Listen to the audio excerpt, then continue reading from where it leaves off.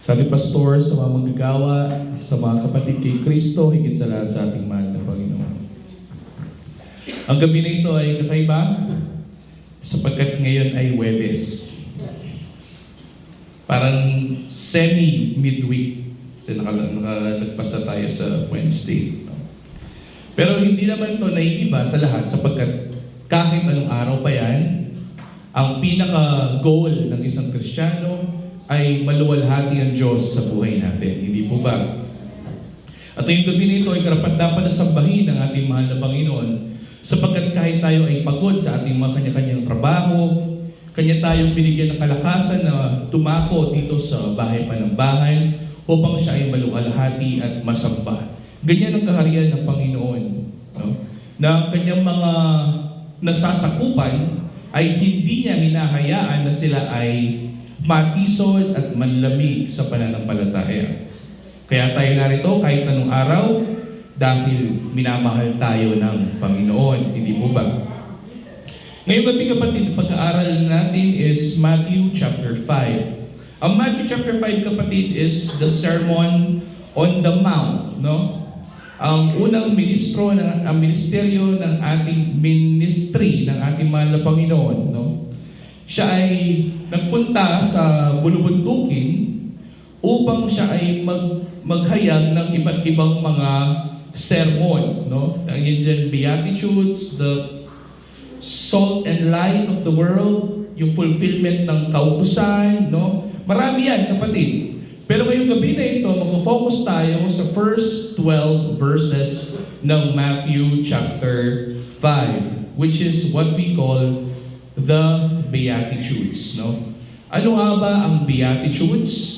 At bakit ito napakahalaga? At sino ba yung tinutukoy dito? Kaya pinamagatan natin ang pag-aaralan ngayong gabi nito that it is Beatitudes, ang mga makalangit na katangian para sa mga tao ng kaharian. No? Ito ang mga katangian ng mga tao.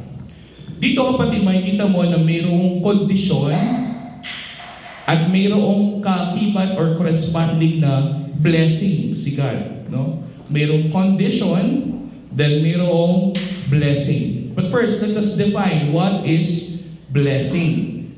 Ang blessing kapatid ay yung pinapasaya ka ng Panginoon. No? Pag may ginawa sa iyo ang Panginoon na nakapagpasaya sa iyo, ang tawag dyan ay blessing. Ganon din kapatid na kapag pinapasaya natin ang Panginoon, binibless din natin siya. Kaya nga meron tayong makikita sa Bible, bless the Lord, O my soul. Ibig sabihin, pasayahin mo ang Panginoon o aking kaluluwa. No? Ganon din kapag binabless tayo ng Panginoon, ibig sabihin, binibigay ng Panginoon kung ano yung nagpapasaya sa atin. Ang tawag dyan, kapatid, ay blessing. No? Bibigyan ko kayo ng konting verse sa Matthew chapter 5 verse 3. Sabi dito, mapapalad or blessed. Mapapalad ang mga dukha sa Espiritu sapagkat kanila ang kaharian ng langit. Sa English, kapatid, blessed are the poor in spirit, for theirs is the kingdom of heaven. So ngayong gabi kapatid, our key verse is Matthew chapter 5 verse 1 to 12. This is the word of the Lord. I'm going to read it to you. Notas pag-aralan natin verse by verse. Nang makita ni Jesus ang napakaraming tao, umakyat siya sa bundok. At pagkaupo niya ay lumapit sa kanya ang mga alagad niya. At binuka niya ang kanyang bibig at tinuruan sila na sinasabi, mapalad ang mga dukha sa Espiritu sapagkat kanila ang kaharian ng langit. Mapalad ang mga nahahapis sapagkat sila ay aaliwin. Mapalad ang mga mapagpakumbaba sapagkat mamanahin nila ang lupa. Mapapalad ang mga nagugutom at nauuhaw sa katwiran sapagkat sila ay bubusugin. Mapapalad ang mga mahabagin sapagkat sila'y kahabagan. Mapapalad ang may malinis na puso sapagkat makikita nila ang Diyos. Mapapalad ang mga mapagpayapa sapagkat sila ay tatawaging mga anak ng Diyos. Mapapalad ang mga inuusig dahil sa katwiran sapagkat kanila ang kaharian ng langit. Mapapalad kayo kapag kayo ay nilalait inuusig at pinagsasabihan ng sari-saring kasamaan na pawang kasinungalingan dahil sa akin. Magalak kayo at magsaya, sapagkat malaki ang gantimpala ninyo sa langit, sapagkat gayon din nila inuusig ang mga propeta na nauna sa inyo. Ito ang mga salita ng Diyos. Nawa pagpalain tayo ng Diyos sa kanyang mga banal na salita na ating pag-aaralan ngayong gabi na ito. Ito kapatid ang ginawa ng ating mahal na Panginoon Jesucristo. Kaysa sa pumunta siya sa mga pampublikong lugar, tulad ng mga syudad like Jerusalem noong mga unang panahon, kapatid, saan siya pumunta? Sa bundok. Bakit? Kasi mostly sa mga tao noong unang panahon, yung mga displaced, yung mga depressed, yung mga oppressed by the society, yung mga nawalan ng mga tirahan, sa sila tumitira? Sa mga bulubundukin. So yung target ng ating mahal na Panginoon Jesucristo dito ay yung mga taong nangangailangan ng tulong. Napag-aralan natin nung Sunday, right? Sabi nating sabi ni Brother Payne, no? That the true religion is the one who knows how to be merciful to others, no? At itong bagay dito, kapatid, ang ating mahal na Panginoon Jesucristo bilang isang Diyos na mabagin, no? Na lumakad kasama natin, inunan niya ang mga taong nangangailangan ng awa, no? So siya napunta sa bundok. Kaya sa Matthew chapter 5, kapatid, it's called the chapter regarding the sermon. Matthew 5 and 6 is the chapters regarding the Sermon on the Mount. At ngayong gabi, kapatid, gagawin natin is pag-aaralan natin the first 12 verses of Matthew chapter 5. So ano yung sinimulan ng ating mahal na Panginoon Jesucristo? Nagsimulan ni Jesus ang kanyang pampublikong ministeryo. Hindi siya nagsimula sa kapangyarihang pampolitikal, lakas ng militar o kayamanan. May kita mo dyan, kapatid, na dumating ang ating mahal na Panginoon Jesucristo dito sa mundong ito, hindi upang maging makapangyarihan sa politika, sa militar, sa mga sundalo, sa mga lakas ng mga kampon ng mga unang panahon o sa kayamanan, kundi siya ay naparito upang iligtas yung mga kailangan ng kaligtasan. Ano ginawa niya? Umakyat siya sa isang bundok at naupo upang turuan ang kanyang mga alagad tungkol sa puso ng kaharian. So may kaharian. Ang kaharian ay mayroong kayamanan, ay mayroong katanyagan, at mayroong militar na kapangyarihan. Pero itong kaharian na ito ay hindi kaharian na nasa ibabaw ng lupa, kundi ito ay isang kaharian na hindi nakikita sa mundo ito. Ito ay kaharian ng Diyos, no? So itong, kapatid, ang iniaalay ng ating mahal na Panginoon sa mga tao na nasa bundok, ang kaharian ng Diyos. Kaya makikita mo dito, kapatid, makikita mo yung 8 na beatitudes na sinabi ng ating mahal na Panginoon Kristo, yung blessed or mapalad, then the condition, tapos yung corresponding reward kung mayroon ka ng kondisyon na iyon. Amen po ba? Nabasa natin kanina, no? So muna tayo sa first beatitude. Ang first beatitude, kapatid, ang sinabi ng ating mahal na Panginoon Kristo, mapapalad ang mga dukha sa Espiritu, sapagkat kanila ang kaharian ng langit. In English, kapatid, blessed are the poor in spirit, for theirs is the kingdom of heaven. Tingnan muna natin, kapatid, ano yung kondisyon? Sino daw yung mapalad? Yung mga dukha sa Espiritu, no? So yung mga tao na ito, kapatid, na dukha daw sa Espiritu ay mapalad. Dukha, tapos mapalad, no? Ito yung parang irony. Dukha ka, pero mapalad ka daw. Mapapalad daw ang mga dukha sa Espiritu, sapagkat kanila ang kaharian ng Diyos. Bago natin pag-aralan ito ng mabuti, kapatid, tandaan mo that the first beatitude, ito yung pinakaunang beatitude na sinabi ng Panginoon, is the foundation of all the Beatitudes, yung mga sunod-sunod na yan, yung 8 Beatitudes na yan, ito ang pinaka-pundasyon niya. Kasi kung hindi natin naiintindihan ito, hindi natin maiintindihan yung mga susunod na Beatitudes. Kaya tandaan, ito muna ang pundasyon ng lahat ng iba pang Beatitudes. Ano yan? Mapapalad ang mga dukha sa Espiritu sapagkat kanila ang kaharian ng langit. Ang pagiging dukha, kapatid, ibig sabihin ikaw ay hindi mayaman. No? Sa ating society, kapag ikaw ay dukha, ibig sabihin either wala kang ari-arian o wala kang pera, wala kang kinakamtan. No? Ikaw ay walang-wala.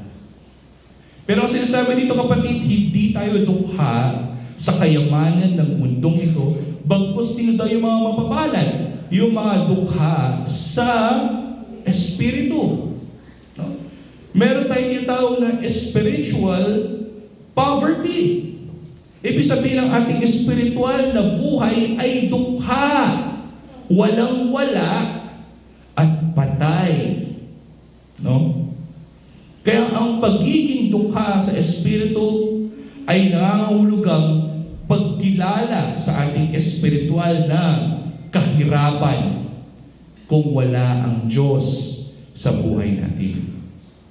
Again, mapalad daw yung mga tao na alam nilang sila ay dukha sa Espiritu kung wala ang Diyos sa buhay nila.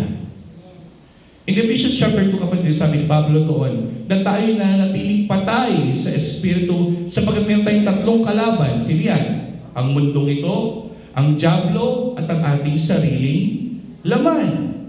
Hanggat nandun tayo sa ilalim ng mga tatlong makapangyarihang impluensya na yan, tayo ay mananatiling patay sa Espiritu. Pero mayroong isang kapangyarihan na mas makapangyarihan pa kaysa sa tatlong makapangyarihang impluensya na yan. Sino? Ang Diyos. Kaya ang sabi ni Pablo, kapatid, sa Ephesians chapter 4, but God. Ngunit ang Diyos, dahil mayaman siya sa awa, kanya tayong binuhay muli mula sa estado na yun. Walang nagawa ang mundo, walang nagawa ang dyablo, at walang nagawa kahit ang sarili mong laman. Sapagkat ang Diyos ang gumawa ng makapangyarihang himala na ito sa buhay mo. Gagawin ba ito ng Diyos kung hindi mo ito inaasam?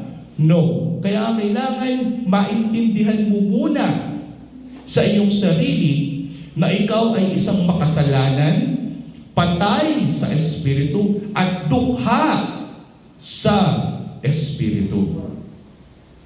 Anong ginagawa ng isang dukha? No? Ano ba yung ginagawa ng isang dukha sa society natin? Namamalimos, humihingi ng tulong, lumalapit sa mga gobyerno, no? Humihingi ng social assistance. Bakit nila ginagawa ito? Bakit sila humihingi ng tulong? Dahil alam nila na sila ay dukha. Ang tanong, ang taong hindi makasalanan, hihingi ba siya ng tulong? Hindi. Kasi alam niya na hindi siya nagkasala, kaya hindi siya hihingi ng tawad sa kanyang kasalanan. Pero ang taong alam niya na siya ay isang makasalanan, ang taong alam niya na siya ay dukha sa Espiritu, sila daw ang totoong mapapalad na tao. Sabi nga ng Biblia, paano ka hihingi ng tawad sa Diyos sa mga nagawa mong kasalanan kung ikaw mismo hindi mo matanggap sa iyong sarili na ikaw ay isang makasalanang tao? Yung gospel message is what? Repent!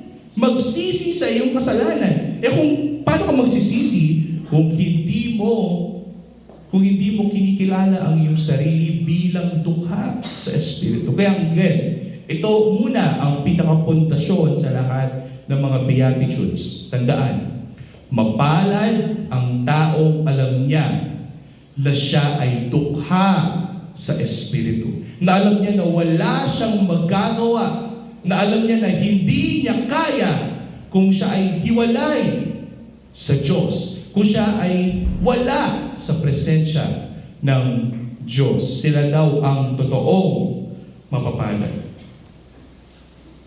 Kapag alam mo na ikaw ay dukha, kapatid, kapag alam mo kung yung estado ng iyong espiritual na buhay, talagang luluhod ka sa harapan ng Diyos at hihingi ka ng tulong sa Kanya. No? Only someone who is in a dire situation, isang tao na desperado na ang hihingi ng tulong, hindi ba? Bakit ka hihingi ng tulong kung hindi mo naman kailangan ng tulong? Kaya mapapalad yung mga taong alam nila na sila ay dukha sa Espiritu. At kapag alam mo na ikaw ay dukha sa Espiritu, na mangyayari? Ang kababaang loob at pag-asa sa Diyos ay magbubukas ng pintuan para sa iyo sa Kanyang kaharian. Alam mo ikaw ay dukha. Alam mo na ikaw ay wala ng pag-asa. Maliban kung ikaw ay ililigtas ng Diyos. So siya ang magiging pag-asa mo. Siya yung magiging blessed hope mo, sabi nga sa Colossians. Ang ating mahal na Panginoon ay siyang magiging pag-asa mo. Ang isang pag-asa ng isang dukha. At ito'y magbibigay ng kababaang loob sa iyo. Tingnan natin kapatid sa James chapter 4, verse 6. Ngunit siya'y nabibigay ng higit pang biyaya. Ang Diyos ay nabibigay ng higit pang biyaya. Kaya sinasabi, ang Diyos ay sumasalungat sa mga mapagmataas. Sa mga iniisip nila na hindi na nila kailangan si Kristo sa buhay nila. Sa mga nagsasabing sila ay mayaman sa espiritual na buhay, na sila ay totoong lumalakad sa katwiran sa pamamagitan ng kanilang sariling lakas. Pero tingnan mo dito, subalit ang nagbibigay ng biyaya sa mga mapagpakumbaba. Kung ikaw ay magaling na, kung ikaw ay matuwid na, dahil sa iyong mabubuting mga gawa, hindi mo na kailangan pa ang biyaya ng Diyos sa buhay mo. Sabi nga ni Pablo, you can choose either way.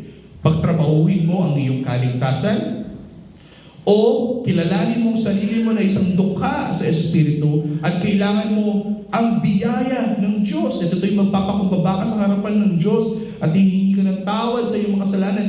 This is humility, kapatid. That is true humility. Kaya again, ito yung pundasyon ng mga Beatitudes. First, ang totoong mamamayan ng kaharian ni Kristo ay alam niya sa kanyang sarili na siya ay dukha sa Espiritu.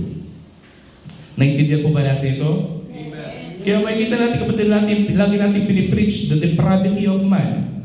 Na ang tao sa kanyang natural na estado ay hindi niya kayang kalugdan ang Panginoon. Hindi niya kayang pasiyahan ang Panginoon. Hindi niya kayang luwalhatiin ang Panginoon sa kanyang natural na estado. Kaya kailangan niyang ma-realize sa kanyang sarili na siya ay dukha sa Espiritu at kailangan niya ng tulong mula sa Diyos. Mapapalad ang mga taong dukha sa Espiritu sapagkat ano yung blessing corresponding to that? Sa kanila ang kaharian ng Diyos. You are part of the kingdom of God if you are humble to know that you are in poverty in your spiritual life. Pangalawa, mapapalad ang mga nakakapis sapagkat sila ay aaliwin. Sa English, kapatid, blessed are those who mourn, for they will be comforted. Usually, pag sinabing mourning or nakakapis, anong naiisip ninyo? May namatay. Pag may namatay, ano gagawin natin? Tayo ay mahapis, we are going to mourn. No? But again, this is not about death. What is the foundation of all the Beatitudes? Is for someone who is in need of spiritual blessing. No? Someone who is in need of spiritual blessing. So this is about spiritual life. Sino daw yung mga nakakapis Dahil mapapalad sila. Mapapalad ang mga nahapis sapagkat sila ay aaluin. Ano kaya ito? Ang pagdadalamhati dito, kapatid, o yung paghahapis ay hindi lamang kalungkutan dahil mayroong nawala sa iyong pamilya. Hindi lamang ito kalungkutan na ikaw ay nawalan ng trabaho o mayroong nawala sa iyong buhay. Bagkus ito'y kalungkutan dahil alam mo na ikaw ay what? Makasalanan. Again, ano yung una? Mapapalad ang mga taong dukha sa Espiritu. Kapag ikaw ay dukha sa Espiritu, aling dahilan kung bakit ikaw ay dukha sa Espiritu, ikaw ay isang makasalanan. At kapag nalaman mo na ikaw ay isang makasalanan, what will you do? You will mourn your condition. Ikaw ay makakapis sa iyong kondisyon. Na ikaw sa harapan ng isang banal na Diyos ay isang makasalanang tao. Pero huwag kang mag-alala. Sabi ni Kristo.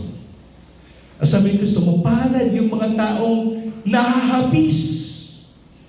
They are mourning their condition. They are mourning that they are sinner. Alam niyo yung kwento?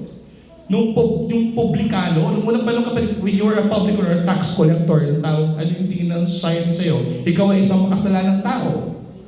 Naalala mo yung isa din na akala niya siya ay isang matuwid na tao, sino yung pariseo. Ang sabi ng pariseo, ginawa ko to, ginawa ko ito, kinulugdan kita, pinasaya kita sa mga ginawa ko na ito. Pero anong ginawa ng publikano na isang makasalanan? Alam niya na siya'y dukha sa Espiritu. Alam niya na isa siyang makasalanan. Alam niya na hindi siya karapat-dapat sa harapan ng isang banal na Diyos. Anong ginawa niya? Siya'y lumuluhod.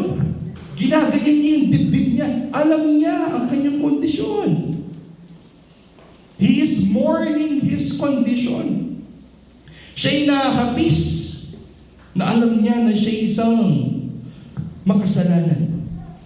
Kaya mapapalad daw yung mga nahapis. Bakit? Anong blessing nun? Kahit tayo nahapis, ang gagawin ng Panginoon, Kanya tayong aaliwin, kapatid. Basahin natin, kapatid. Sa Psalms 34:18, sabi dito ni David, ang Panginoon or Yahweh ay malapit sa may pusong wasak at inililigtas ang mga bagbag na diwa. Ang mahal na Panginoon, kapag alam niya na ang puso mo, alam niya na ang kondisyon ng iyong buhay ay wasak na, doon siya darating at doon niya tayo aaliwin. No? Ang Panginoon, alam niya ang bawat kondisyon natin. Alam niya na tayo ay nagkakaroon ng hinagpis sa tuwing tayo ay nagkakasala sa kanyang harapan. Sabi ko nga, paano malalaman ng tao kapag nagbabago na siya? Paano malalaman ng totoong Kristiyano? Dati kapag ginagawa niya yung isang particular na kasalanan, pag ginagawa niya ito ng paulit-ulit, okay lang sa kanya. Pero while he is walking or treading to his spiritual journey, kapag nagagawa niya yung kasalanan na yun, every time na nagagawa niya yung kasalanan na yun, mayroon nangyayari, mayroon siyang nararamdaman, mayroon siyang spiritual experience. Ano ito? He is feeling remorseful, kapatid. Siya ay nakakapis sa tuwing nagagawa niya kasalanan. Parang mabigat yung kanyang pakiramdam.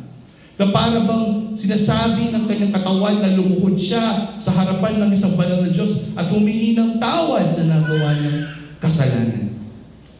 That is the true blessing of God. Repentance, kapatid. For a sinner to learn repentance is true grace from our merciful God. Ang Panginoon ay malapit sa may pusong wasak. Kaya mapalad daw yung mga nahapis. Na alam nila na sila ay nahapis sa kanilang mga kasalanang nagagawa sapagkat aaliwin tayo ng Panginoon. Susunod, kapatid.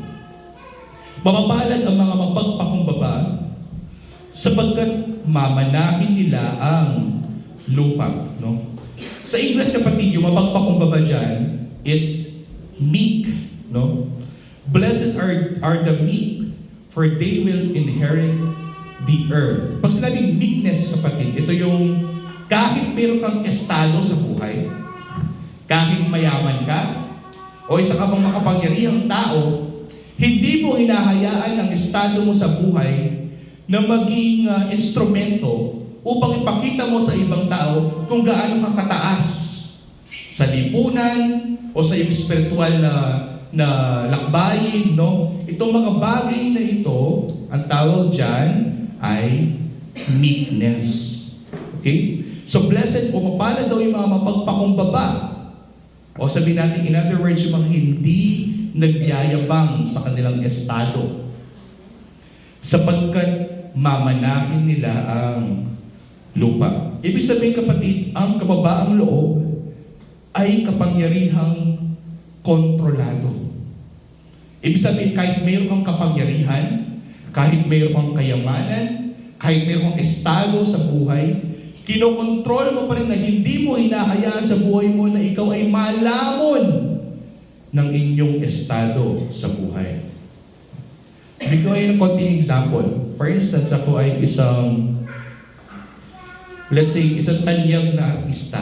No? Maraming nagkakagusto sa akin, marami akong fandom. No? Pero, when I preach the Word of God, kapag sinasabi ko, pag binabahagi ko ang mga salita ng Diyos, hindi ko hinahayaan na yung aking estado na iyon, na napakataas, ay malamon ng aking spiritual na buhay, bagkus kinokontrol ko ito to the point na ako pa rin ay mananatili sa ilalim kasama ninyo ng mga makasalanan at nangangailangan ng tulong ng Diyos. Si Pablo, kapatid, ay isang matuwid na tao na iniwala ko pa kayo. In fact, kahit yung mga ibang theologians, they believe that Paul is the most sanctified of all the apostles. No? Siya yung pinakabanalan talaga ng Panginoon, no? Ng Diyos. No? Pero makikita mo dito, kapatid, na despite na pinabanal si Pablo, ang estado ni Pablo, kapatid, ay hindi naiiba sa estado natin. Kahit pinabanal si Pablo, kapatid, tayo pa rin kasama ni Pablo ay malayong-malayo mula sa kabanalan ng Diyos. Yung agwat na ito, kapatid, yung agwat ng isang taong makasalanan sa isang Diyos na banal ay napakalaki. To the point na kailangan mayroong mangyari sa pagitan ng isang taong makasalanan at sa isang Diyos na banal. Ano yung pangyayari? Ano yung kapangyarihan ng Diyos na mailapit ang isang taong makasalanan sa Diyos na banal? Biyaya, kapatid. Kailangan natin ang kapangyarihan ng Diyos, ng biyaya ng Diyos upang tayo ay makalapit sa Diyos na banal. Kaya tandaan, kahit ano pa ang estado mo sa buhay, huwag sana itong maging instrumento upang manliit ang tingin mo sa ibang tao o manlait ka ng kapatid mo kay Kristo. O sabihin natin, ay, makasalanan ka, mo nagbini, pwede ka rin. No. Again, ang kababaang loob ay kapangyarihang kontrolado. Dapat alam nating kontrolin ang ating sarili. Kaya tandaan, lakas na ginagabayan ng kabaitan. Always be kind and be good to others. Kahit ano pang estado mo sa buhay. Minsan nga, no, kapag kumakain tayo, let's say, sa isang fancy restaurant, maganda yung restaurant, mahal yung pagkain, maganda yung view, maraming service crew, maraming waiter na naghihintay upang ikaw ay mag-order ng inyong pagkain. Dahil nandun tayo sa estado na tayo pinagsisilbihan ng mga tao na iyon, ng mga waiter na iyon, akala natin na mayroon na tayong karapatan na maliitin na natin yung estado ng kanilang buhay. Sapagkat pinagsisilbihan tayo. No? Pero ang tunay na Kristiyano Alam niyang kontrolin yung emosyon na iyon. Na kahit alam niyang siya ay nasa itaas at pinagsisilbihan, mananatili siyang nasa ilalim. Tandaan, si Kristo kapatid, pinagsilbihan niya yung kanyang mga alagad. Ang kanyang mga alagad kapatid ay sumusunod sa kanya araw-araw, pero yun yung ginawa niya nung gabi bago siya ipako sa krus. Nilinis niya ang kanyang mga paa, pinagsilbihan niya ang kanyang mga alagad. And he said what? The Son of Man came here not to be served, but to serve. Bakit niya nagawa yun? Dahil he is meek. Meron siyang meekness, meron siyang gentleness. He is kind. Siya ay mababang loob. Kaya mapapalad yung mga taong mapagpakumbaba sapagkat mamanahin nila ang lupa. Lalo silang itataas ng Diyos. Itinuturing ng mundo ang kababang loob bilang kahinaan. Sasabihin nila, ay lawan me.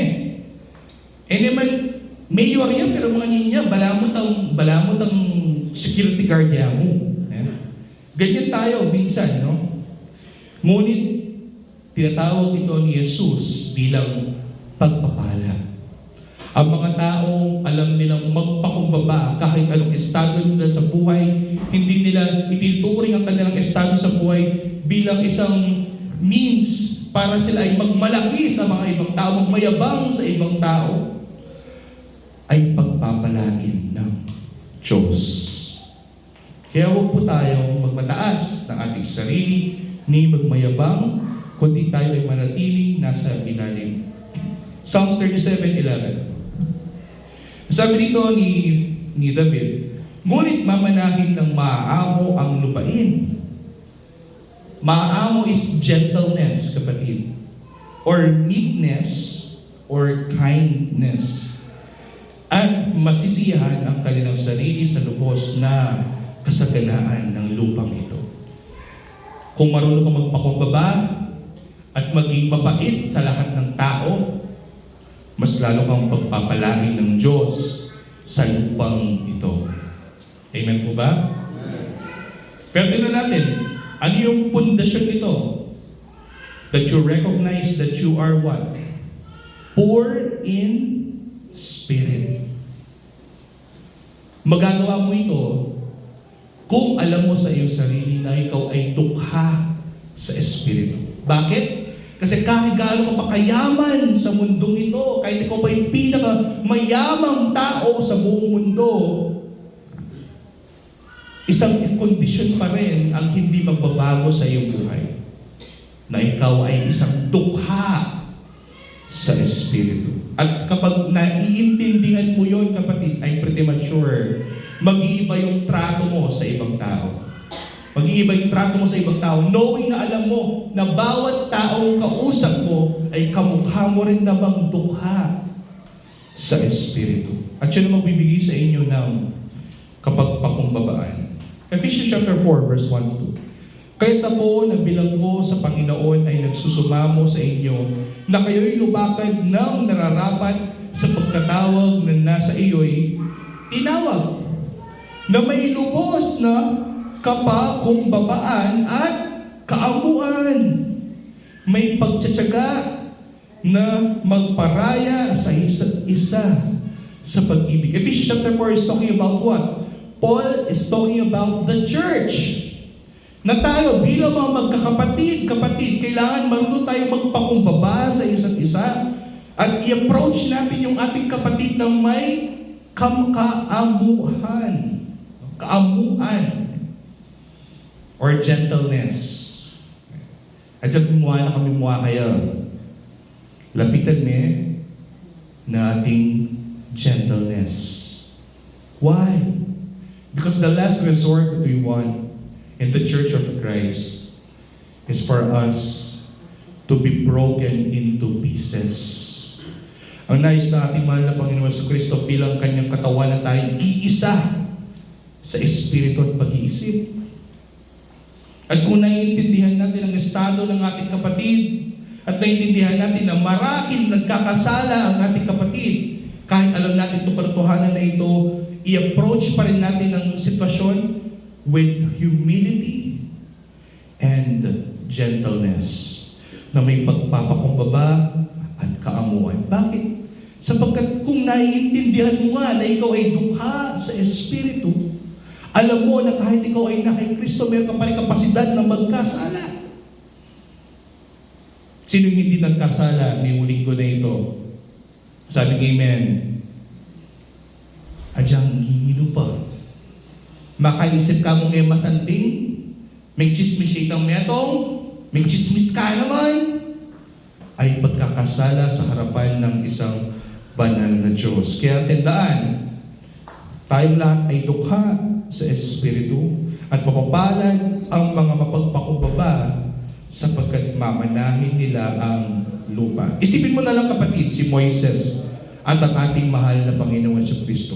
Si Moises, napakaganda ng kanyang estado. He is favored. The prophet of God. Nagpapakita ang Diyos sa kanya, nagsasalita ang Diyos sa kanya, pero despite all of that, hindi niya ito ipinagbayabang. Or ang ating mahal na Panginoon sa Kristo sa Ephesians chapter 2, bagamat siya ay Diyos, hindi niya ito itinuring na isang bagay na kanyang panghawakan. Siya ay nag-anyong alipin upang iligtas tayo. Kaya mapalad yung mga tao, alam nila na sila ay dukha sa Espiritu at alam nila na sila ay nasa estadong nangangailangan ng tulong. Isipin sina Moises at ang ating mahal na Panginoon sa Kristo. Kapwa mapagpakumbaba, ngunit makapangyarihan. Diba? Makapangyarihan sila. May mga estado sila.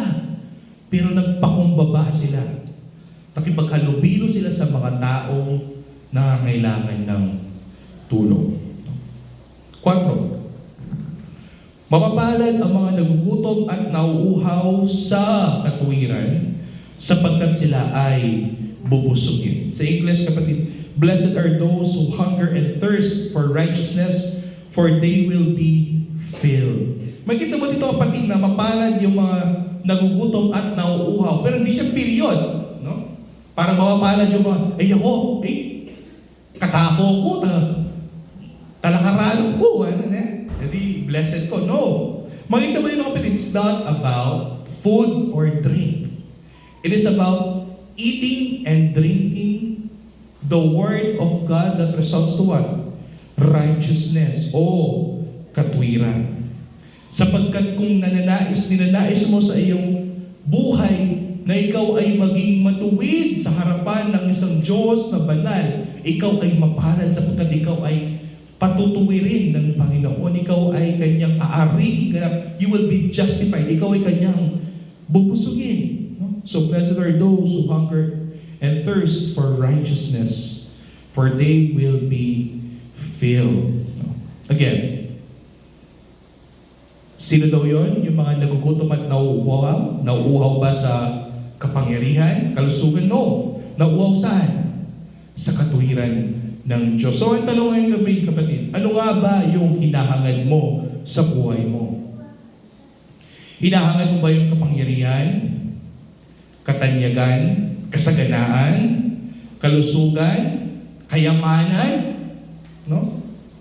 O hinahangad mo yung kalooban at kabanalan ng Diyos sa buhay mo? Ano nga ba yung hinahangad mo? Saan ka ba gutom na gutom? Saan ka ba uhaw na uhaw? Uhaw ka ba sa kayamanan ng mundong ito? Uhaw ka ba sa katanyagan ng mundong ito? O uhaw ka na malaman mo mga salita ng Diyos at maging matuwid sa harapan ng isang Diyos na banal? Know your priorities. Sa Matthew chapter 6, kapatid, this is the chapter after this. Sasabi natin, mahal na Panginoon Kristo, seek ye first. What? The kingdom of God. This is Matthew chapter 5. We're talking about the kingdom. Matthew chapter 6. Seek ye first the kingdom of God. Unahin ang kaharian ng Diyos. And what? And His righteousness. So kailangan tayong kagutuman at pagkauhaw sa katwiran ng Diyos. At huwag kang mag-alala, ikaw ay pagpapalain ng Diyos. So ano nga ba ang hinahangad mo sa buhay mo? Ano nga ba yung inaasam mo sa buhay mo? Nandito ka lang ba upang yumaman?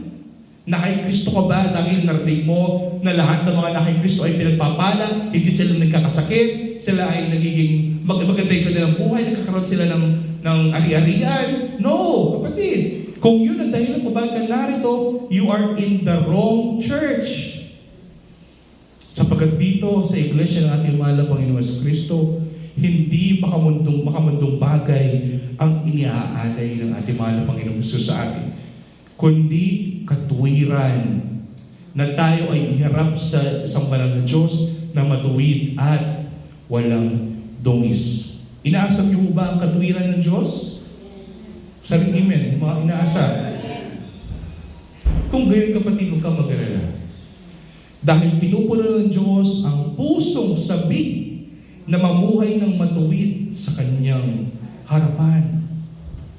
Pupunan ng Diyos lahat ng bagay na yan, kapatid. Seek ye first the kingdom of God and His righteousness. Huwag mo hayaan na ang iyong sariling katwiran ang siyang magibabaw. Bagkus ang katwiran ni Kristo ang siyang magibabaw sa buhay natin. Yun yung asamin natin. Yun yung hangarin natin sa buhay natin. Kung nagugutom ka, magutom ka sa mga salita ng Diyos. Kung nauuhaw ka, mauuhaw ka, kapatid, sa mga napakabuting gawahan ng Diyos sa buhay mo. Kung nais mo talaga na ikaw ay punan ng Diyos, magutom ka sa kanyang katuwiran. 5. Pumapalad ang mga mahabagin sapagkat sila rin naman ay kahabagan. Blessed are the merciful, for they will be shown mercy. What is mercy? Let's define.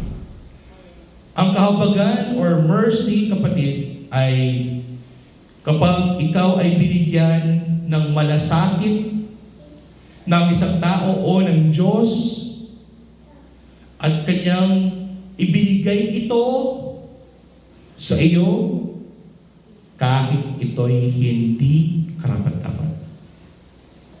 For instance, kapatid, we are poor in spirit. Kung sinabi poor in spirit, we are what? Sinners. And if we are sinners, ano yung karapat-dapat para sa atin? Paghuhukom. Diba? Kung ikaw ay makasalanan, haharap ka sa isang hukom. Ano yung sabihin ng hukom sa'yo? Guilty beyond reasonable doubt. Walang duda, ikaw ay makasalanan sa harapan ng hukom at sa dadalhin sa kaparusahan. Pero ano yung kahabagan? Yung kahabagan, kapatid, ay nakikita ng Diyos ang puso natin na nangangailangan ng tulong sa mga oras na yun at ang ginawa ng Panginoon sa pamamagitan ng kanyang biyaya, kanya tayong inabot. Hindi natin kayang lumapit sa Kanya. Siya ang lumapit sa atin. Kanya tayong inabot, inalis sa estado na yun, binuhay muli, binigyan ng katuwiran at ng kalinisan. At ginawa niya ito upang maudlot yung parusa sa iyo. Kapag naudlot yung parusa sa iyo, ang tawag dyan, mercy. Kasi instead na ikaw ay parusahan, hindi ka na paparusahan. Sapagkat ang Diyos ay nahabag sa iyo. That is mercy. So, ang mercy, kapatid, ay habag o abag ang pagkilos na may malasakit. Nagagawa mo lang yung mercy kung mahal mo ang isang tao. Tulad ng ipinamalas ng Diyos sa atin sa pamamagitan ng ating mahal na Panginoong Jesucristo. Ang biyaya ng Diyos ay lumapit sa atin, ang ating mahal na Panginoong Jesucristo ay lumapit sa atin. At anong ginawa ng ating mahal na Panginoon? The Son of Man came, sabi niya kay Zacchaeus, to find the lost. Hinanap niya tayo at kanya tayong kinahabagan sa ating estado. Luke chapter 6 verse 37. Huwag kayong humatol at hindi kayo hatulan. huwag kayong humusga at hindi kayo huhusga. Magpatawad kayo at kayo'y patatawarin. Kung kayo'y mahabag sa iyong kapwa, kayo din naman ay kahabagin ng Diyos. Napakahalaga nito, kapatid. In fact, ito'y napakahalaga na isinama ito ng ating mahal na Panginoon Kristo sa Lord's Prayer. Ang sabi doon, and forgive us of our sins as we forgive those who sin against us. Isang deskripsyon ng isang taong pinatawad ng Diyos, isang deskripsyon ng isang taong kinahabagan ng Diyos, ay kapag ikaw ay marunong din magpatawad at maging mahabagin sa inyong kapwa. Hindi natin kayang gawin yan kung wala yung habag ng Diyos sa buhay natin. Hindi natin kayang gawin na tayo magpatawad kung hindi tayo pinatawad ng Panginoon. Kaya napakahalaga na maunawaan natin ang pundasyon ng lahat ng Beatitudes. What is that? We are all poor in spirit. And we don't deserve God.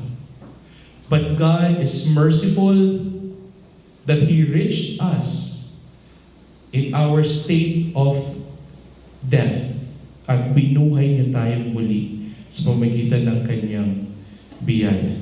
Romans 11:30. This is talking about Israel.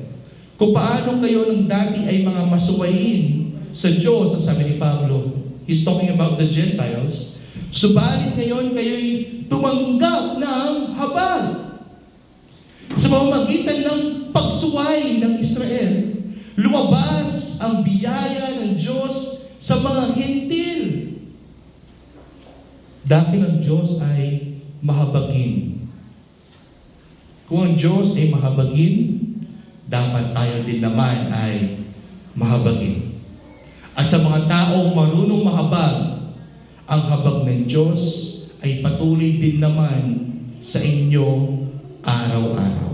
His mercies are always new every morning. Remember, minsan kahit yung asawa ko, kapatid, sobrang meron siyang instances na she is wrestling with her flesh, no? Kahit naman ako, I'm wrestling with my flesh. Minsan may makikita akong tao na aking kinaiinisan, sobra. To the point na kapag nakikita ko yung tao ito, naiinis ako sa kanya nang walang dahilan. Basta nakikita ko lang, naiinis ako sa kanya. Marahil may ginawa siya hindi maganda sa akin na hindi ko kayang kalimutan, kapatid. Pero ano yung ginagawa ko para malabanan ko tong inis na ito? Ano yung ginagawa ko para malabanan ko tong laman na ito sa buhay ko? Ang ginagawa ko, kapatid, ay pinalalahan ko sa aking sarili na ako, bilang rebelde sa Diyos, bilang makasalanan sa Diyos, for how many years of my life, pero despite all of that, kinahabagan pa rin ako ng Diyos. Kahit hindi ako kahabag-habag, kinahabagan ako ng Diyos. Kung ako nga kinahabagan ng Diyos, sino ba ako upang hindi mahabag sa Kanya? At itong bagay nito, kapatid, ang nagbibigay sa akin ng kapayapaan na malaman na marunong akong mahabag sa ibang tao dahil ang aking Diyos ay mahabaging Diyos at nahabag sa akin. Kung hindi nahabag ang Diyos sa mga Hentil, kamukha natin makasalanan, wala tayong kaligtasan sa mga oras na ito. Pang-anim na beatitude. Mapapalad ang mga may malinis na puso sapagkat makikita nila ang Diyos. Makita mo dyan, kapatid, ano progression? Poor in spirit, those who are sinners, that mourn themselves. No? Meron ding those who learn how to be merciful to others, those who learn how to be meek to others, kind to others. No? Pero makikita mo dito, those who have those qualities have pure heart. Mapapalad yung mga may malinis na puso sapagkat makikita nila ang Diyos. Blessed are the pure in heart, for they will see God. That is our goal, right? To see God face to face. coram Deo. Pag sinabing pure in heart, kapatid, hindi ito malinis lamang sa pananamit. Hindi yung mahaba yung buhok mo or hindi ka naka-makeup. Hindi yung wala kang tingga or wala kang kyotek sa yung mga daliri, kapatid. That is not being pure. No? Baka kasi magkakaroon kayo ng idea na ay haba ng buhok niya, ay ang linis na katawan niya, wala siyang makeup, napakasimple niya, ay kalinis na niya. No, that's not being pure in heart. No? That is false religion. What is true purity in heart? Tandaan, ang kadalisayan ay hindi lamang sa panlabas, kundi ito rin naman ay sa panloob. No? Mahaba nga yung buhok mo, pero mahaba din yung dila mo, sabi nga ni Pastor, di ba? Mahaba nga yung buhok mo, pero kung makapag-chismis ka sa ibang tao, kung sirain mo si sister, kung sirain mo si brother, hey, lawin mo yun, makapantalo niya. Hey, makasalanan niya. Hindi nalulugod ang Diyos sa mga bagay niyan. Kaya ang kadalisayan ng isang tao ay wala sa kanyang panlabas, kundi na sa kanyang kalooban. Ano yung mga yan? Integridad, sinseridad, at debosyon, kapatid. Totoo ba ang ginagawa mo? Totoo ba yung intention mo? Kapag nagbibigay ka ba sa gawain ng Panginoon, nagbibigay ka hindi para magmayabang sa inyong mga kapatid? Ay, alam mo kung mami ako, kakapal na rin bibi ako. No. Nagbibigay tayo. What? What is our intention? For the gospel to be spread. Ito mga bagay nito, kapatid, mayroong halaga, mayroong dahilan. Kaya ang titinan ng Diyos, hindi ang ating panlabas, kundi kung ano ang nilalaman ng ating puso. Ay, ang tanong, malinis ba yung ating puso? No. Ano yung pundasyon ng mga Beatitudes? We are all poor in spirit. Someone who is poor is homeless. Laging marumihan. Kaya nga lagi siyang nakahapis sa kanyang kondisyon. Pero huwag kang mag-alala. Sapagkat mapapalad yung mga taong malinis ang kanilang puso. Ibig sabihin, mapapalad yung mga taong nalinis ang kanilang puso. Bakit? Sapagkat makikita nila ang Diyos. Ano yung pangako ng ating mahal na Panginoong Jesucristo? Ang pangako ba ng ating mahal na Panginoong Jesucristo ay katanyagan, karangyaan, kayamanan sa buhay na ito? No! Ang pangako ng ating mahal na Panginoong Jesucristo dito, sa Beatitude na ito, na yung mga taong may malinis na puso ay hindi yayaman. Na ang mga taong malinis sa puso ay hindi magiging tanyag, kundi makikita nila ang Diyos. Ang pangako ay ang pagiging malapit sa Diyos. No? Psalm 51:10, sabi ni David, create in me a clean heart, O God. Sabi niya. Naiintindihan ni David, kapatid, na siya'y marumi. Naintindihan ni David na siya'y napakasalanan. Naintindihan ni David na siya'y marumi sa harapan ng isang Diyos na banal. Ano yung prayer niya? Ano yung plea niya sa harapan ng isang Diyos? Lumalang ka sa akin ng isang malinis na puso, O Diyos. At muli mong baguhin ang matuwid na espiritu sa loob ko. Naintindihan ni David na hindi niya kayang linisin ang kanyang sariling puso. Bagkus lumapit siya sa Diyos sapagkat nalalaman niya na ang Diyos lamang ang makakagawa nito. Kaya, mapapalad yung mga malilinis ang puso sapagkat nalinis kayo dahil sa ating mahal na Panginoong Jesucristo. Nalinis tayo dahil sa pag-ibig ng ating mahal na Panginoong Jesucristo. Mapapalad tayong lahat. Dahil sa ating mahal na Panginoong Jesucristo, makikita natin ang Diyos. No? Yung iba nga, in-interpret nila ito na iba eh. Sasabihin nila na yung malinis na puso, yun yung mabait, laging tumutulong. So, kapag tumutulong ka, mabait ka, okay na yun. Okay na yun. No? Pero tayo bilang mga Kristiyano, hindi natin kayang linisin ang ating puso.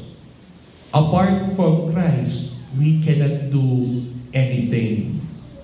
Kaya nga, ang ating mahal na Panginoon sa Kristo, ang siya naglilinis at papalad tayo sapagkat dahil sa kalinisan na ibinigay sa atin ng mahal na Panginoon sa Kristo, dahil sa kanyang dugo na dumali sa krus ng Kalbaryo, magkakaroon tayo ng oportunidad na makita natin ang Diyos. 7. Mapapalad ang mga tagapamayapa sapagkat sila'y tatawaging mga anak ng Diyos. Blessed are the peacemakers, for they will be called sons of God. What is a peacemaker? Ang tao nagpo-promote ng tinatawag nating peace o kapayapaan. Ang kapayapaan dito na sinasabi, kapatid, is not the peace na may gera tapos wala ng gera. No. Ang kapayapaan ay hindi lamang kawalan ng alitan, kundi presensya ng katarungan at pagmamahal ng Diyos. We can achieve true peace if there is justice and there is love from God. I'll give you a good illustration of this. Ang ating mahal na Panginoon Yesu Kristo, siya inapako sa krus ng Kalbaryo. There are two attributes of God that was fulfilled during that time. It was what? Justice and mercy. This is what? Katarungan at kahabagan. Katarungan in a sense, kapatid, or justice in a sense na mayroong pinarusahan sapagkat mayroong nagkasala. Ang tanong, sabi ni Pablo, sino bang nagkasala? Si Kristo na siyang matuwid o tayo na mga pakasalanan? Tayo. Pero ano yung biyaya ng Diyos? Ibinilang ng Diyos ang ating mga kasalanan sa ating mahal na Panginoong Jesucristo. That is double invitation. Our sins imputed to Christ, at noong parusahan ng Diyos ang mga makasalanan, pinarusahan mismo ang kanyang anak sa krus ng Kalbaryo. So there is justice. Then what is mercy? Mercy is what? Ang katuwiran ni Kristo na dapat sana hindi siya mapaparusahan ay napunta o ibinilang sa lahat ng mga sasampalataya sa Kanya. Then there is mercy and there is justice in the cross of Christ. Kaya ito ang sinasabing kapayapaan. That we have peace with God, sabi ni Paul sa Romans chapter 5, through our Lord Jesus Christ. If there is no Christ, there is no justice and there is no mercy. But because Christ is there to fulfill justice and mercy for all of us, then we have peace with God through our Lord Jesus Christ. Meron tayong kapayapaan sa Diyos dahil sa ating mahal na Panginoon Jesus Cristo. Gayon na meron tayong kapayapaan sa Diyos dahil sa ating mahal na Panginoon Jesus Cristo. Tayo din ay maging instrumento ng pagpapalaganap ng kapayapaan ng Diyos sa mga nangangailangan ito. Kaya tawag sa atin ang mga tagapamayapa. Ang mga tagapamayapa ay refleksyon ng katangian ng Diyos na nagkasundo sa atin sa pamamagitan ng ating mahal na Panginoon Kristo. Dati tayo yung mga kaaway ng Diyos. Pero dahil ang ating mahal na Panginoon Kristo sa kanyang kahabagan ng pag-ibig sa atin, bumaba siya dito sa mundo ito upang ipagkasundo tayo. That is reconciliation. Upang bayaran niya ang ating mga kasalanan, siya ang maparusahan, there's justice, at kapalit doon is mercy sa lahat ng mga maniniwala sa Kanya. At dahil doon, Romans chapter 5, we have peace with God through our Lord Jesus Christ. At bilang mga nakatanggap ng peace with God, that we are all peacemakers, gawin natin, kapatid, ipalagharap natin ang Ebanghelyo at maging instrumento ng kapayapaan with God sa mundo ito. Colossians 1:20, sabi ni Pablo, at sa pamamagitan niya, ng ating mahal na Panginoon Kristo, ay pagkasunduin ng Diyos sa kanyang sarili ang lahat ng mga bagay, sa lupa man o sa langit, na ginagawa ang kapayapaan sa pamamagitan ng dugo ng kanyang krus. Kung wala si Kristo, kung wala ang dugo ng ating mahal na Panginoong Jesucristo sa krus ng Kalbaryo, wala tayo kapayapaan. Kaya sabi ni Pablo sa 2 Corinthians chapter 5 verse 18, lahat ng ito ay mula sa Diyos, na tayo pinagkasundo niya sa kanyang sarili, na tayo ay naging magkasundo, magkaibigan, nagkaroon tayo ng father and son relationship sa ating Panginoon, sa ating Diyos sa langit, dahil sa ating mahal na Panginoong Jesucristo, sa pamamagitan ng ating mahal na Panginoong Jesucristo, at ibinigay niya sa amin, sabi ni Pablo, ang ministeryo ng pakikipagkasundo, na hindi natatapos lamang doon, kapatid, kundi ibinigay ng ating mahal na Panginoong Jesucristo, ipinasa ng ating mahal na Panginoong Jesucristo ang ministeryo ng pakikipagkasundo sa ating lahat, na maging instrumento din tayo na balang araw, gagamitin tayo ng Panginoon upang sa mga tao na kailangan ng pakikipagkasundo, ng reconciliation kay God, mag-peace with God, magamit tayo ng Panginoon sa pamamagitan ng pagpapalaganap ng kanyang maganda at mabuting balita ng kanyang ebanghelyo. Papapalad daw ang mga tagapamayapa sapagkat sila'y tatawaging mga anak ng Diyos. Diba?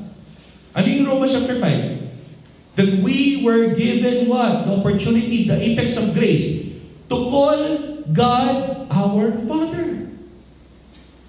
And we, the sons of God. Last, 8. The 8th beatitude. Mapapalad ang mga inuusig dahil sa katwiran, sapagkat kanila ang kaharian ng langit. Blessed are those who are persecuted because of righteousness, for theirs is the kingdom of heaven. When you talk about righteousness again, what's Matthew chapter 6?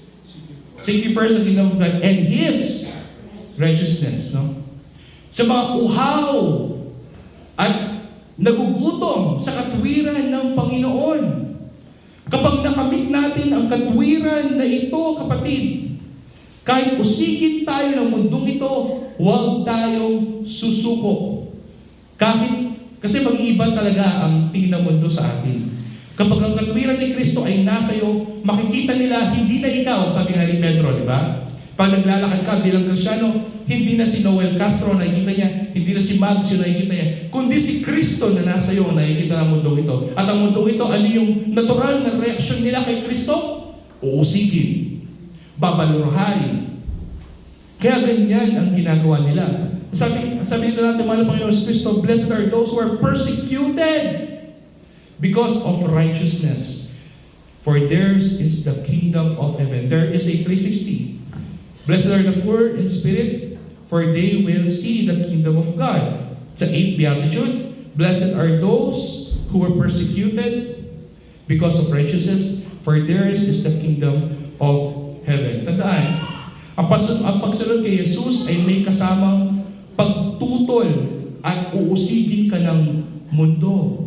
Kasi mag-iiba na yung tingin ng mga tao sa iyo. Hindi na ikaw yung makikita nila, kundi si Kristo na nasa buhay mo. Ngunit, ang pagturusa alang-alang kay Kristo ay may hatid na gantimpala sa walang hanggan. Tandaan mo yan. Kahit panandali ang pag-uusig gagawin sa iyo ng mundong ito, ikaw pa rin ay magalak sapagkat alam mong kasama mo si Kristo pagdating ng panahon. Matthew chapter 5 verse 1 to 12. Sabi ito, magalak kayo, sabi natin mahal Panginoon Kristo, at magsaya, sapagkat malaki ang gantimpala ninyo sa langit. Sapagkat gayon din nila inusig ang mga propeta na nauna sa inyo. Kung uusigin kayo, mas magalak pa kayo, sapagkat hindi na ikaw ang nakikita ng mundong ito, kundi si Kristo na ang nakikita nila sa buhay mo. Kaya magalak ka. Yung mga kaibigan ko nga, balo ko, lasinggero ang paganda ang mga niyan, okay mo, ang ganda ang mga niyan. O nang lately, tatanggi kong tatanggi, ngayon na ako ang katan. Pag-ikat na ako, tatanggo, paglukwan na ako pa. Pero ganyan talaga ang mundo. Kasi hindi na ikaw ang nakikita nila. Kasi nagbago ka na. Si Kristo na nakikita nila sa buhay mo. Hinahamon tayo ng mga beatitudes, kapatid, na mamuhay ng lubos na naiiba sa pamantayan ng mundong ito. Ang pundasyon, tayong lahat ay dukha sa Espiritu.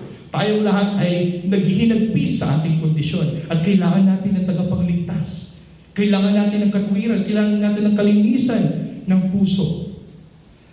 Ayon sa katangian at kaugaliang itinaguyod ng kaharian ng langit, kailangan tayo mabuhay ng ganyan, kapatid. Mayroon tayong katangian at kaugalian. At mabuhay tayo na para nasa kaharian ng langit na tayo. Ito yung sinasabi ng ating mahal na Panginoon Kristo. Hindi lamang ito listahan ng mga katangian at kaugalian, kundi isang larawan ng mismong katauhan ng ating Panginoon. Nung siya'y nagkatawang tao, ito ang kanyang imahe. Kaya dapat ito ang nakikita ng mga tao sa atin. Kung ganyan ang imahe ni Kristo, ganyan din tayo. At ang lahat ng tapat na sumusunod sa Kanya, kailangan nakikita ang imahe ni Kristo. So ang tanong ngayong gabi, kapatid, aling beatitude ang pinakamalapit sa inyong puso ngayon? Bigyan ninyo ng thoughts, mamayang gabi, panoorin niyo ulit yung live, tingnan niyo kung ano bang beatitudes yung mas malapit sa inyong puso. At kung meron kayong pagkukulang, meron kayong beatitude na hindi niyo kayang abutin, hilingin niyo sa Diyos. Hilingin sa Diyos na hubugin ang inyong puso ayon sa Kanyang kaharian. Paano gagawin? Mamuhay ng naiiba sa mundo, ng may pag-ibig, habag at katotohanan. Do not be conformed to this world, but to be what? Transformed by the renewal of your mind. Tandaan, ang pundasyon nito ay tayong lahat ay dukha sa Espiritu. Ngunit dahil sa biyaya ng Diyos, ibinigay niya ang kanyang bugtong na anak ayon sa kanyang habag at pag-ibig. Bakit? Upang ang lahat ng sumampalataya sa anak na si Jesucristo ay maliligtas at papasok sa kaharian. Kaya kung tayo lahat ay nasa kaharian, naniniwala po ba kayo tayo lahat ay nasa kaharian ni Kristo? Masabi amen. We are in the kingdom of God. Masabi amen. Kasi if you are not in the kingdom of God, then you are not born again. Sabi natin mahal na Panginoon Kristo kay Nicodemus, for you to see the kingdom of God, you must be born again. And for you to enter the kingdom of God, you must be born of water and spirit. At itong mga bagay nito, kapatid, kung nakikita nyo na ang kaharian ng Diyos sa buhay ninyo at namubuhay na kayo na naayon sa kaharian ng Diyos sa buhay ninyo, congratulations. You have been blessed. Blessed are those who are in Christ. No? Kaya mamuhay na para bang nasa piling ka na ng Diyos. Mamuhay na para bang nasa kaharian ka na ni Kristo. Live a life coram Deo in the presence of God. Let's pray. Father, we thank you for this time. Maraming salamat, mahal Panginoon, sa oras na ito. Maraming salamat sa iyong mga banal na salita. Maraming salamat, O Diyos, na bagamat ang mga salita mo ay mahirap intindihin, pero dahil sa iyong Espiritu Santo, amin itong nauunawaan at naisa pamumuhay. Parapatin mo, O Diyos, about sa pinagpala mo na sa Espiritu, mahal na Panginoon, na bawat pagpapalang espiritual ngayong gabi na ito. At sa aming pagsagawa ng pagsamba ngayong gabi, sana ikaw ay malugod, mahal na Panginoon, at maluwalhati. Ito ang aming samdalangin sa mga pangalan ni Jesus.